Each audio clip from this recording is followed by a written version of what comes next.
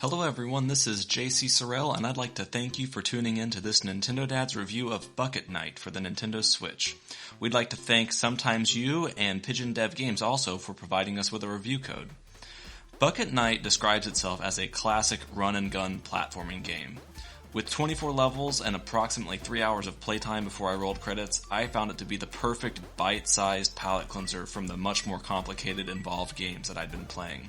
The graphics are great, including an old TV with scanline view option, and the chiptune music was spot on.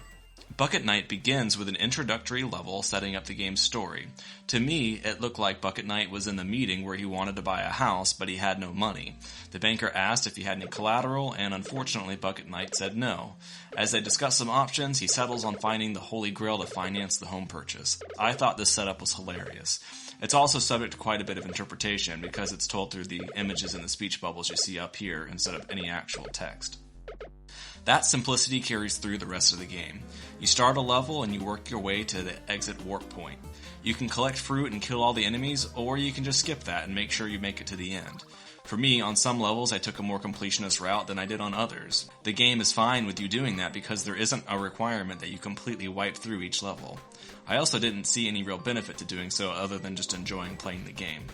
The one caveat to that is that you can upgrade your gun if you collect enough money. I think the jury is out on whether that's worthwhile because each upgrade decreases the per bullet damage but increases the rate of fire. I have old hands, so I found the rapid fire guns were more comfortable to use than the button mashing one shot per push starting weapon. This also brings me to the only real qualms I have about the game. One of the guns seems to revert back to one bullet per shot after a while, and I couldn't figure out why that was. It seemed like a bug to me. I also found that assigning one of the buttons to an auto restart on the level caused me to restart at the beginning when I really didn't want to because I hit the wrong button in the heat of a battle. There are really only 3 styles of levels. One is more enemy heavy, another is more focused on collecting fruits, and the third type is a vertical level where you have to progress upward before the floor catches you. The vertical levels were my favorite and really put a sense of urgency and fun into the game. When I tell you that the game is straightforward, I mean straight as an arrow straightforward. Don't come here for branching story paths, significantly different playstyles with different weapons, or even boss battles. There isn't even a lot of variety in enemy types. I'm talking a handful or less. This game is your jam if you're getting through a maze of levels without dying is what you like. It respawns you quickly if you mess up, so you can get right back into it, with infinite lives.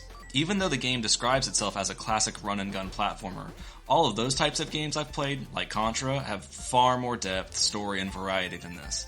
I'm not saying that in a bad way. You just need to know what you're getting here. What is here is well executed, and I had a great time playing it.